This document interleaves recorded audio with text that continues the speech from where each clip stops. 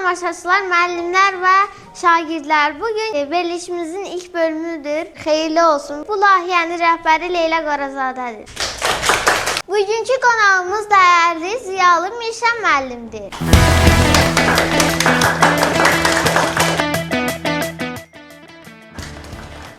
Mirşən müəllim, xoş gəlmisiniz. Özünüzü təqdim edin. Mən Nağıyev Mirşən Mirmusoğlu. 1966-cı ildə anadan olmuşam. Mart ayının 16-sında. 88-ci ildə Lənkəran Pedaqoji Məktəbini bitirmişəm, parlama diplomu ilə və o vaxtdan da işləyirəm. Neçə ildir müəllim işləyirsiniz? 1988-ci ildən müəllim işləyirəm. 37 ildir mən məktəbdə, Dəmirçi kənd ümumi orta məktəbində müəllim işləyirəm. Sizcə müəllim necə olmalıdır? Müəllim hər şeydən nümunəvi olmalıdır. Müəllim elə bir ki, bir güzgüdür. Güzgü, insanlar, uşaqlar ora baxırlar, müəllimə baxırlar, müəllimdən tərbiyə götürürlər. Hər hansı müəllimin hərəkətinə, müəllim savadlı olmalıdır.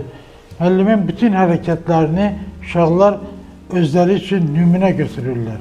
Ona görə müəllim sözünün tarifi də var.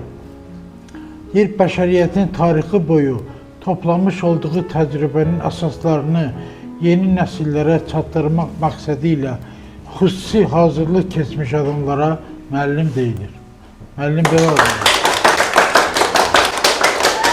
Dərsə gəlməyən uşaqlarla müəllim necə işləməlidir? Dərsə gəlməyən uşaqlarla məşğul olmaq deyəndə ya qrupa elə eləmək lazımdır ki, onlar dərsdən geridə qalmasınlar.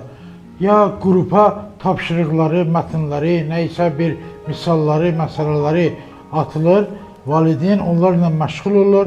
Bu barədə valideyn icrası təşkil eləmək, valideynlərə xəbərdar eləmək, uşağın məktəbə niyə gəlməməsinin səbəbini öyrənmək, əgər xəstədirsə, yəni vacibi bir işdirsə, o eybi yoxdur və yaxud niyə yalandan gəlmirsə, yəni bu valideyn bilməlidir. Mənim uşağım məktəbə getmirsə, bu dərslərdən geridə qala bilər. Ona görə biz çalışırıq ki, uşaqlar dərslərindən geridə qalmasınlar. Sizin şagirdlərə məsləhətləriniz nələrdir? Müəllimin şagirdlərə məsləhəti nə ola bilər? Müəllim istəyir ki, şagird yaxşı oxusun, çalışsın, davamiyyəti yaxşı olsun. Müəllim istəyir ki, şagird çalışqan olsun.